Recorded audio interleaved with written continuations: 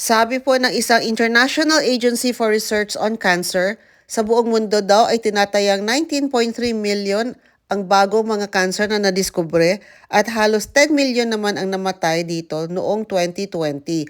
Ang cancer po ang pinakapangunahing sanhi ng pagkamatay ng isang tao.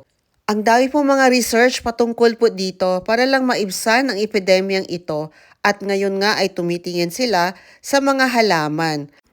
Alam niyo po ba na ang dahon ng kamatis ay may sustansya na ang pangalan ay tomatin na natuklasan na pumipigil sa pagdami ng cancer cells. Kaya ito po ay nilalagay ko po minsan sa akin po mga smoothie. Pero pwede din po itong lutuin na parang gulay. Pag kinain po natin ang prutas, dahon at stem ng kamatis ay pwede po maiwasan ang cancer sa suso, pantog, cervix, colon, tumbong, tiyan, baga, ovary, pancreas at prostate.